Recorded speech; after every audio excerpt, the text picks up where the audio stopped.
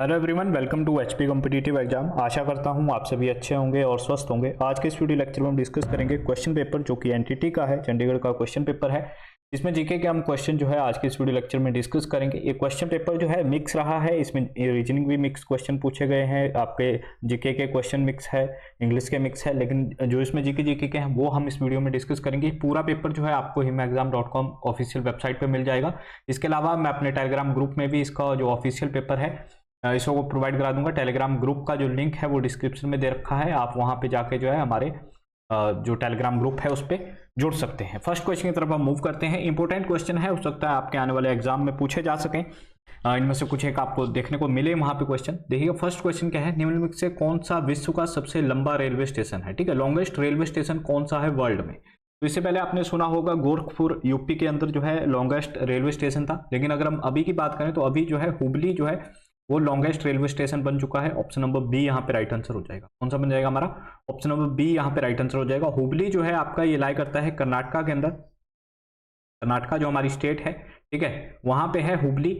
ये जो है अभी हाल ही में विश्व का सबसे लंबा रेलवे स्टेशन बन चुका है। ठीक है, इसकी जो लंबाई है वो है लगभग 1500 मीटर, यानी कि 1.5 किलोमीटर इसकी लंबाई है। पीएम मोदी द्वारा जो है इसका इनॉग्रेशन किया गया था। इससे पहले कौन सा था, इससे पहले था हमारा गोरखपुर यूपी के अंदर। ठीक है, गोरखपुर यूपी के अंदर जो था हमारा रेलवे स्टेशन वो था सबसे लंबा, जो कि अब सेकंड नंबर पे आ चुका है। इसकी लंबाई है 1.36 किलोमीटर। ठीक है, लगभग 1360 किलोमीटर के आसपास इसकी लंबाई थी। और जो हुबली का रेलवे स्टेशन है इसका नाम श्री सिद्धारूढ़ा जंक्शन के नाम से भी इसको जाना जाता है। ठीक है, श्री सिद्धारूढ़ा जंक्शन के नाम से भी इसको जाना जाता है। नेक्स्ट देखिएगा, खारदुंगला पर्वत दर्रा भारत के किस राज्य में स्थित है। जो खारदुंगला पास है वो कहाँ पे लोकेटेड है, अगर हम यहाँ पे बात करें तो ये आपका लद्दाख रीजन के अंदर पड़ता है। ऑप्शन नंबर सी यहाँ पे राइट आंसर हो जाएगा, जम्मू कश्मीर। कहाँ पे, जम्मू कश्मीर के अंदर जो है इसका राइट आंसर हो जाएगा। लद्दाख जो हमारा रीजन है वहां पे ये पड़ता है। इसको gateway of Nubra valley, directly question क्या आता है, नुब्रा वैली का गेटवे किसको कहा जाता है। नुब्रा वैली का जो गेटवे है, gateway of Nubra valley is Khardungla pass. Next question तरफ हम मूव करें। नेक्स्ट क्वेश्चन देखिएगा, यहाँ पे कुछ एक स्टेटमेंट्स दे रखी है राज्यसभा के बारे में। ठीक है, किसके बारे में, राज्यसभा के बारे में कुछ एक स्टेटमेंट्स दे रखी है। आपको बताना है कि उनमें से कौन सी एक जो स्टेटमेंट है वो रॉन्ग है यानी कि गलत है। फर्स्ट जो है यहाँ पे राज्यसभा में प्रधानमंत्री द्वारा नामित 12 सदस्य होते हैं। फर्स्ट स्टेटमेंट ये दे रखी है। सेकंड है इसके द्वारा इसके 1/3 सदस्य यानी 1/3 जो मेंबर्स है वो हर 2 साल बाद सेवानिवृत्त हो जाते हैं, रिटायर्ड हो जाते हैं। राज्यसभा को भंग नहीं किया जा सकता। और फोर्थ है राष्ट्रपति, उपराष्ट्रपति जो है राज्यसभा का प्रधान सभापति होता है। तो देखिए जो सेकंड, थर्ड और फोर्थ है ये तीनों ट्रू है। इसके 1/3 जो सदस्य है हर 2 साल बाद रिटायर्ड हो जाते हैं और राज्यसभा को कभी भी भंग नहीं किया जा सकता।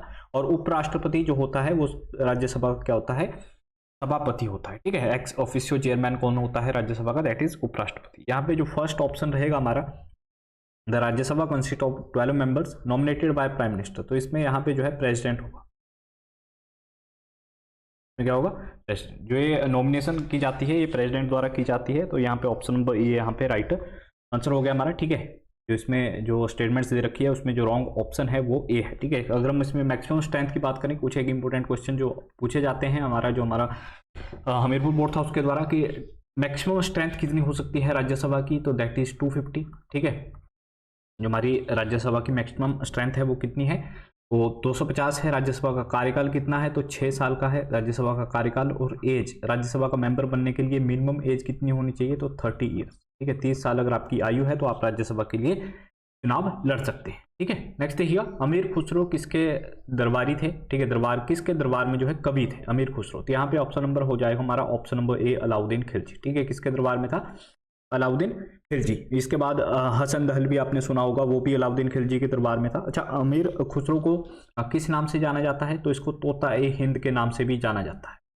तोता ए हिंद के नाम से किसको जाना जाता है, तो अमीर खुसरो को तोता ए हिंद के नाम से जाना जाता है। जो तबला है हमारा, तबले के आविष्कार इसको माना जाता है। ठीक है, और इसके अलावा जो कव्वाली गायन है, ठीक है, कव्वाली गायन की जो शैली है उसको भी प्रचलित किसके द्वारा किया गया, अमीर खुसरो द्वारा किया गया। नेक्स्ट देखिएगा, यहाँ पे दिया है कि which of the following state connect Mediterranean sea to Atlantic ocean. ठीक है, कौन सा जलडमरू मध्य जो है भूमध्य सागर को अटलांटिक महासागर से जोड़ता है। तो ये जो अंतर्राष्ट्रीय जो जलडमरू मध्य है यानी कि जो आपके स्टेट्स हैं, ठीक है, इनके बहुत सारे क्वेश्चन आपके एग्जाम में देखने को मिलते हैं। यहाँ पे अगर हम बात करें मेडिटेरियन सी यहाँ पे अगर हम बात करें भूमध्य सागर और आपका अटलांटिक ओशियन, ठीक है, Mediterranean sea plus Atlantic ocean को जो कनेक्ट करता है दैट इज जिब्राल्टर।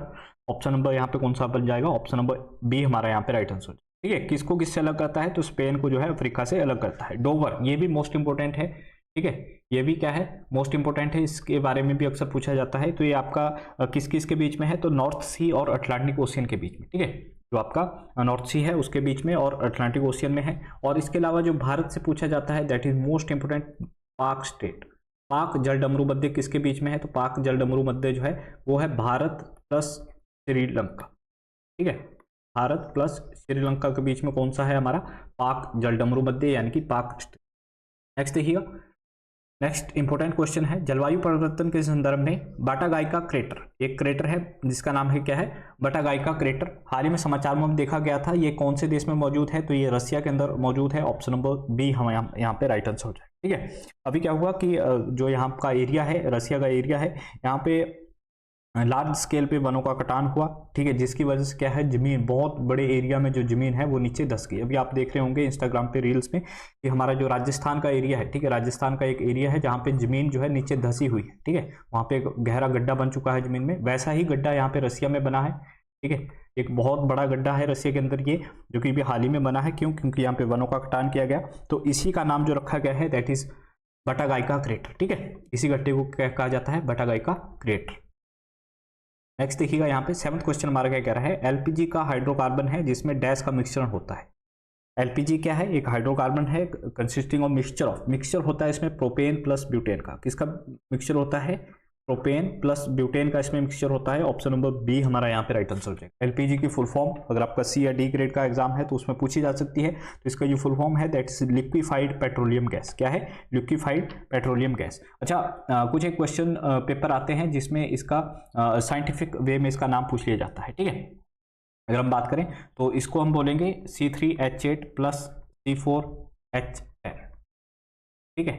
अगर हम प्रोपेन और ब्यूटेन को लिखें तो इसको हम इस तरीके से लिखेंगे, इस तरीके से भी डायरेक्टली आपके ऑप्शन आ जाते हैं। और इसके अलावा जो हमारी एलपीजी होती है इसकी अपनी कोई भी जो है स्मेल नहीं होती, इसमें स्मेल के लिए ऐड किया जाता है क्या, इसमें इथाइल मरकैप्टेन ऐड किया जाता है, ठीक है। इसमें क्या ऐड किया जाता है, इथाइल मरकैप्टेन। इसके बारे में पूछा जाता है कि गैस की जो गंध है वो किसकी वजह से आती है, इसमें इथाइल मरकैप्टेन की वजह से ये जो इसकी स्मेल होती है एलपीजी की वो आती है। नेक्स्ट देखिएगा 8वां क्वेश्चन, ये आपके जो है यहाँ पे रीजनिंग के क्वेश्चन है 8, 9 और 10वां भी अगर हम बात करें यहाँ पे, ठीक है। ये पूरा पेज जो है रीजनिंग का है, पूरा पेपर मैं आपको प्रोवाइड करा दूंगा, आप वहाँ पे जो है इस पेपर को पूरे को सॉल्व कर सकते हैं। यहाँ पे देखिएगा 13 क्वेश्चन हमारा, गणतंत्र दिवस समारोह परेड 2024 में प्रथम पुरस्कार प्राप्त करने वाली संस्कृति मंत्रालय की झांकी का विषय क्या था, ठीक है। फर्स्ट प्राइज किसको मिला, डायरेक्टली एक क्वेश्चन भी आ सकता है कि कौन सी मिनिस्ट्री को फर्स्ट प्राइज मिला, तो मिनिस्ट्री ऑफ कल्चर को जो है फर्स्ट प्राइज मिला इनके टैबलो के लिए। तो इनका जो विषय था, इनकी जो थीम थी वो क्या थी, वो थी India the mother of democracy. कौन सी थी, ऑप्शन नंबर सी यहाँ पे भारत लोकतंत्र की जननी। ये क्या थी, ये थीम थी मिनिस्ट्री ऑफ कल्चर की, जिसको फर्स्ट प्राइज किया गया कब, 2024 की जो हमारी परेड हुई है। नेक्स्ट देखिए, भारत के उपराष्ट्रपति को हटाने का प्रस्ताव कहाँ लाया जा सकता है, जो हमारे उपराष्ट्रपति है, ठीक है, जो हमारे उपराष्ट्रपति है। अभी आप कमेंट करके बताइएगा कि हमारे भारत के वर्तमान में उपराष्ट्रपति कौन है, ठीक है, जगदीप धनखड़ जी है या फिर वेंकैया नायडू है, ठीक है, कमेंट करके बताइएगा। 2 ऑप्शन मैंने आपको दे दिए। यहाँ पे देखिएगा जो भारत के उपराष्ट्रपति है उनको हटाने का जो प्रस्ताव है वो कहाँ पे लाया जा सकता है। यहाँ पे अगर हम बात करें तो ये सिर्फ राज्यसभा, ऑप्शन नंबर यहाँ पे हमारा क्या हो जाएगा, ऑप्शन नंबर बी हमारा यहाँ पे राइट आंसर, ठीक है। प्रदेश सभापति होते हैं ये किसके, आपके राज्यसभा के, तो इनको राज्यसभा में सिंपल मेजोरिटी, ठीक है, महाभियोग की इनके ऊपर कोई भी जरूरत नहीं होती कि इनके ऊपर महाभियोग चलाया जाए, ठीक है, महाभियोग की आवश्यकता नहीं पड़ती इनको। इफेक्टिव मेजोरिटी की वजह से, हमारी इफेक्टिव मेजोरिटी की वोटिंग है उसकी बदौलत भी इनको हटाया जा सकता है। अच्छा, मिनिमम एज कितनी होनी चाहिए उपराष्ट्रपति बनने के लिए, तो मिनिमम एज जो है वो 35 साल होनी चाहिए। 35 ईयर अगर आप क्रॉस कर चुके हैं तो आप भारत में उपराष्ट्रपति बन सकते हैं। इनको शपथ कौन दिलाता है, तो शपथ जो इनको दिलाई जाती है वो दिलाई जाती है प्रेसिडेंट द्वारा या फिर उनके द्वारा नियुक्त कोई भी व्यक्ति जो है इनको शपथ दिला सकता है। और इनका जो कार्यकाल होता है, जो टेन्योर होता है वो होता है 5 साल का, ठीक है। उपराष्ट्रपति का कार्यकाल कितना होता है, 5 साल का। नेक्स्ट देखिएगा डैश नदी को चीन का शोक कहा जाता है या पीली नदी के नाम से भी जाना जाता है। दो क्वेश्चन आते हैं, कौन सी नदी को पीली नदी भी कहते हैं या फिर किस नदी को चीन का शोक कहा जाता है। तो हुआंग हे जो नदी है इसी को येलो रिवर के नाम से भी जाना जाता है और इसी को चीन का शोक कहा जाता है। चीन का शोक क्यों कहा जाता है? क्योंकि ये जो रिवर है बहुत सारे फ्लड अपने साथ लेके आती है, ठीक है, बहुत सारी जो है बाढ़ इसमें आती है, तो बहुत फ्लड आते हैं जिसकी वजह से चीन में जो है काफ़ी घटनाएं होती है, तो इसको जो है चीन का शोक कहा जाता है। ऑप्शन नंबर ए हमारा यहाँ पे राइट आंसर हो जाएगा। नेक्स्ट देखिएगा, यहाँ पे ये रीजनिंग का क्वेश्चन है फिर दोबारा से 16 नंबर क्वेश्चन। नेक्स्ट है हमारा 17वां क्वेश्चन, त्रिपुरा के मुख्यमंत्री कौन से? 1/3/2024, 1 मार्च 2024 को वर्तमान में जो त्रिपुरा के मुख्यमंत्री है that is doctor Manik Shah. Option number कौन सा बन जाएगा हमारा यहाँ पे? ऑप्शन नंबर डी हमारा यहाँ पे राइट आंसर बन जाएगा, ठीक है। त्रिपुरा की जो कैपिटल है दैट इज अगरतला। त्रिपुरा की जो कैपिटल है वो कहाँ पे है? वो अगरतला में है। देखिए यहाँ पे डांस फॉर्म्स है, यहाँ के फेस्टिवल्स है, त्रिपुरा की जो नॉर्थ ईस्ट की स्टेट्स है वहाँ से अक्सर एग्जामिनर पूछता है।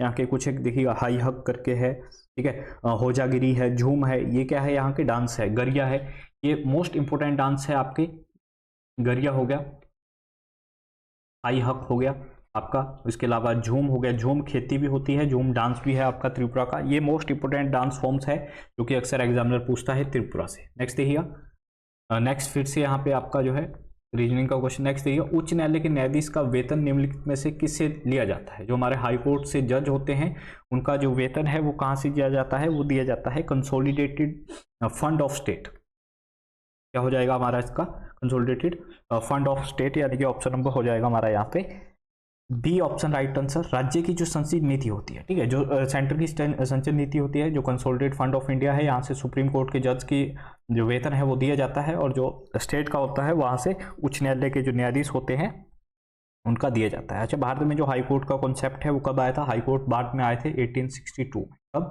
1862 में जो है भारत में कोलकाता, मुंबई और मद्रास में हाई कोर्ट आए थे।